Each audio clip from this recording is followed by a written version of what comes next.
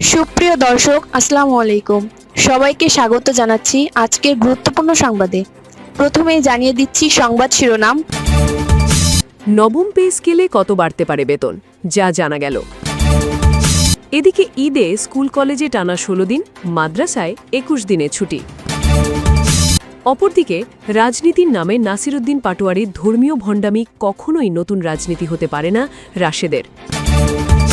এবং সব শেষে থাকছে জনগণ এমন সমাজ চায় যেখানে অবিচার অনাচার থাকবে না প্রধানমন্ত্রী।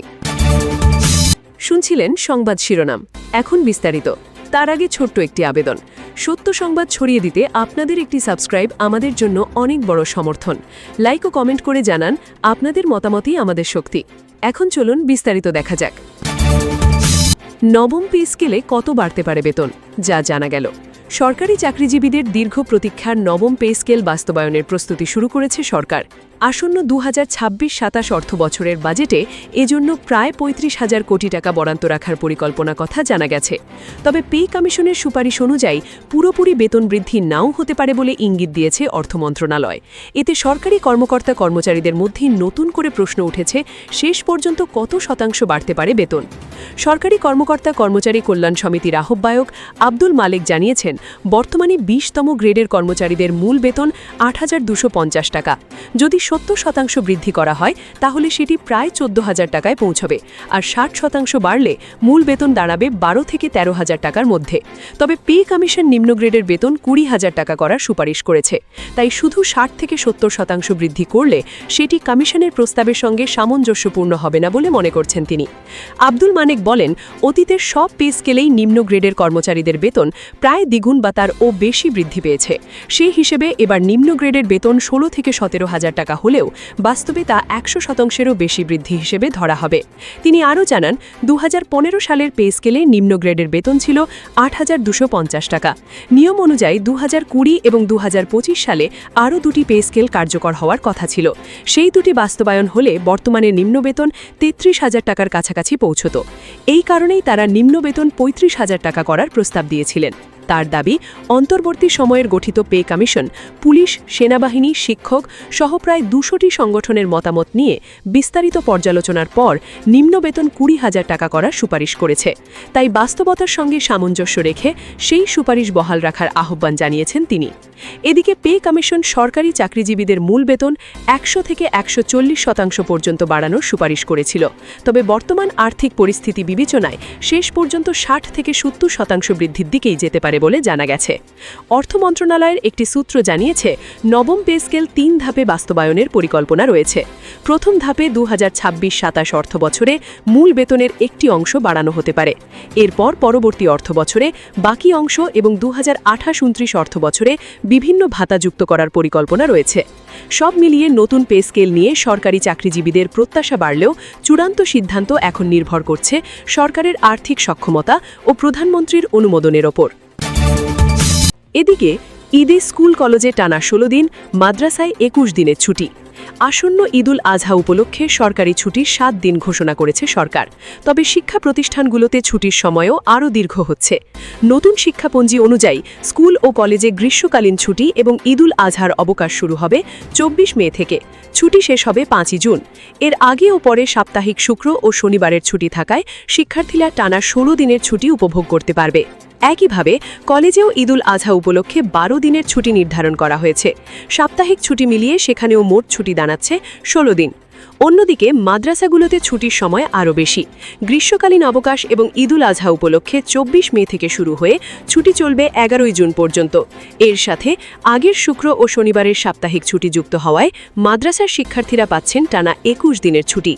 দীর্ঘ এই ছুটিকে ঘিরেই শিক্ষার্থী ও অভিভাবকদের মধ্যেও তৈরি হয়েছে বাড়তি আনন্দ ও ভ্রমণ পরিকল্পনা। অপরদিকে রাজনীতির নামে নাসিরউদ্দিন পাটোয়ারির ধর্মীয় ভণ্ডামি কখনোই নতুন রাজনীতি হতে পারে না রাশেদ। এনসিপি নেতা নাসিরউদ্দিন পাটোয়ারির কর্মকাণ্ড কেন্দ্র করে কঠোর সমালোচনা করেছেন বিএনপি নেতা রাশেদ খান। তিনি অভিযোগ করেছেন, রাজনীতির নামে ধর্মীয় আবেগ ও শহীদদের স্মৃতিকে ব্যবহার করে রাজনৈতিক ফায়দা লোটার চেষ্টা করছে এনসিপি। শনিবার ৯ মে নিজের ফেসবুক পোস্টে রাশেদ খান লিখেছেন, রাজনীতির নামে ধর্মীয় ভণ্ডামি কখনোই নতুন রাজনীতি হতে পারে না। পোস্টে তিনি শহীদ ওসমান হাদির বিভিন্ন বক্তব্য তুলে ধরে দাবি করেন, জীবিত অবস্থায় এনসিপির বিরুদ্ধে কঠোর সমালোচনা করেছিলেন ওসমান হাদি। তার ভাষ্য অনুযায়ী ওসমান হাদি এনসিপির 3টি অপরাধ চিহ্নিত করেছিলেন। রাশেদ খান লিখেছেন, ওসমান হাদি বলেছিলেন যে ঠিক ৭১-এর মুক্তিযুদ্ধ যেভাবে আওয়ামী লীগ কুক্ষিগত করেছে, এনসিপি সেভাবে জুলাইকে কুক্ষিগত করেছে। এছাড়া তিনি এনসিপির নেতাদের বিরুদ্ধে দুর্নীতির অভিযোগ তুলে প্রশ্ন করেছিলেন, মাত্র ৮-১০ মাসের মধ্যে কিভাবে কোটি টাকার মালিক হতে পারে। পোস্টে আরও উল্লেখ করা হয় যে ওসমান হাদি অভিযোগ করেছিলেন যে এনসিপি জুলাইয়ের বৃহত্তর ঐক্য নষ্ট করেছে এবং বৈষম্য বিরোধী ছাত্র আন্দোলনের শক্তিকেও দুর্বল করে দিয়েছে।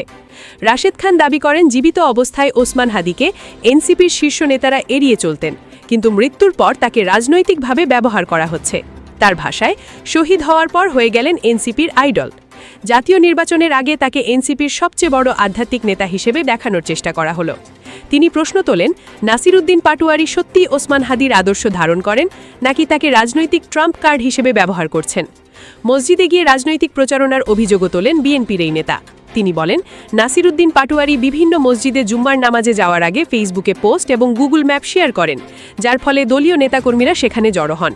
রাশেদ খানের অভিযোগ, তিনি খুব জনপ্রিয় হয়েছেন এটা দেখানোর জন্য তিনি তার পিআর টিম নিয়ে মসজিদে যাচ্ছেন, জোট ও দলের নেতাকর্মীদের জড়ো করছেন এবং সারা দেশের মানুষকে দেখাচ্ছেন যে তাকে এক নজর দেখার জন্য সবাই মসজিদে নামাজে এসেছে।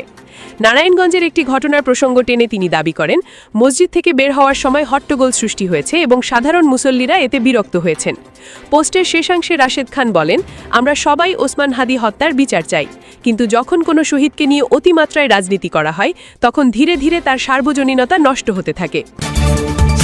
এবং সবশেষে থাকছে, জনগণ এমন সমাজ চায় যেখানে অবিচার অনাচার থাকবে না। প্রধানমন্ত্রী তারেক রহমান বলেছেন, গণতান্ত্রিক অগ্রযাত্রা অব্যাহত রাখতে স্থিতিশীল আইনশৃঙ্খলা পরিস্থিতি নিশ্চিত করা জরুরি। মব সহিংসা, কিশোর গ্যাং ও মাদকদ্রব্যের বিস্তার রোধে পুলিশকে আরও কার্যকর ভূমিকা রাখতে হবে। আগামীকাল 10ই মে পুলিশ সপ্তাহ 2026 উপলক্ষে শনিবার 9 মে দেওয়া একটি বিবৃতিতে সরকার প্রধান এসব বলেন। প্রধানমন্ত্রী বলেন, দীর্ঘ 1.5 দশকের বেশি সময় পর একটি অবাধ, সুষ্ঠু এবং নিরপেক্ষ নির্বাচনের মাধ্যমে দেশে গণতান্ত্রিক সরকার প্রতিষ্ঠিত হয়েছে। জনমনে শান্তি ও স্বস্তি ফিরেছে। জনগণ এখন গুম, অপহরণ আর ভয়ের সংস্কৃতি মুক্ত একটি রাষ্ট্র ও সমাজ দেখতে চায়, যেখানে জানমালের ভয় থাকবে না, অবিচার, অনাচার কিংবা নির্যাতনের নিপীড়নের ভয় থাকবে না। এমন একটি প্রত্যাশিত পরিস্থিতি বজায় রাখার ক্ষেত্রে আইনশৃঙ্খলা বাহিনী তথা পুলিশের ভূমিকাই সর্বাধিক গুরুত্বপূর্ণ। তিনি বলেন, একটি রাষ্ট্রের আইনশৃঙ্খলা রক্ষা, অপরাধ প্রতিরোধ ও জনগণের জানমালের নিরাপত্তায় পুলিশ বাহিনীর বিকল্প নেই। তবে পুলিশ যদি জনগণের সঙ্গে আস্থা ও বিশ্বাসের সম্পর্ক তৈরি করতে পারে, তাহলে পুলিশের দায়িত্ব পালনের পথ অনেকটা সহজ এবং সুগম হয়ে যায়। তারেক রহমান বলেন, রাষ্ট্রের স্থিতিশীলতা ও জনগণের আস্থা রক্ষায় একটি পেশাদার এবং দায়িত্বশীল পুলিশ বাহিনী অপরিহার্য। প্রতি বছর অনুষ্ঠিত পুলিশ সপ্তাহ হয়ে উঠুক নিজেদেরকে জনগণের বিশ্বস্ত হয়ে ওঠার অঙ্গীকার পূরণের একটি মুহূর্ত। বর্তমান সরকার একটি সমৃদ্ধ ও স্বনির্ভর ন্যায়ভিত্তিক গণতান্ত্রিক মানবিক রাষ্ট্র প্রতিষ্ঠার লক্ষ্যে বিস্তারিত কর্মসূচি বাস্তবায়ন করে চলেছে। তবে ঘরে বাইরে জনমনে নিরাপত্তা, স্বস্তি না থাকলে লক্ষ্য অর্জন দুরূহ হয়ে উঠবে। এজন্য পুলিশের প্রতি জনগণের আস্থা পুনঃপ্রতিষ্ঠা এবং দেশে আইনশৃঙ্খলা পরিস্থিতির উন্নয়নই এই মুহূর্তে আমাদের প্রাধান্য। এই প্রেক্ষাপটে আইনশৃঙ্খলা রক্ষাকারী বাহিনী হিসেবে বাংলাদেশ পুলিশের ভূমিকা অত্যন্ত গুরুত্বপূর্ণ। প্রধানমন্ত্রী বলেন, দেশের প্রতিটি প্রয়োজনে ও সংকটে পুলিশ সর্বোচ্চ পেশাদারিত্ব ও নিষ্ঠার সঙ্গে দায়িত্ব পালন করেছে। সম্প্রতি অনুষ্ঠিত জাতীয় সংসদ নির্বাচনে পুলিশের ভূমিকা প্রমাণ করেছে, একটি উপযোগী ও অনুকূল পরিবেশে তারা দক্ষতার সঙ্গে দায়িত্ব পালনে সম্পূর্ণ সক্ষম। তিনি আরও বলেন, শুধু দেশেই নয়, বাংলাদেশ পুলিশ আন্তর্জাতিক অঙ্গনেও সাফল্যের স্বাক্ষর রেখেছে। জাতিসংঘ শান্তিরক্ষা মিশনে তাদের গৌরবোজ্জ্বল অবদান বিশ্বে বাংলাদেশের মর্যাদা বৃদ্ধি করেছে। তবে পরিবর্তিত বৈশ্বিক বাস্তবতায় পুলিশের আধুনিকীকরণ ও সক্ষমতা বৃদ্ধি অপরিহার্য। প্রধানমন্ত্রী বলেন, আইন শৃঙ্খলা উন্নয়ন, অপরাধ দমন ও জাতীয় অগ্রগতি একে অপরের সঙ্গে নিবিড়ভাবে সম্পৃক্ত। তাই পুলিশের উন্নয়নে বিনিয়োগকে সরকার জননিরাপত্তার অপরিহার্য অংশ হিসেবে বিবেচনা করে। পুলিশ সপ্তাহ 2026 উপলক্ষে তিনি বাংলাদেশ পুলিশের সার্বিক সাফল্য ও সমৃদ্ধি কামনা করেন।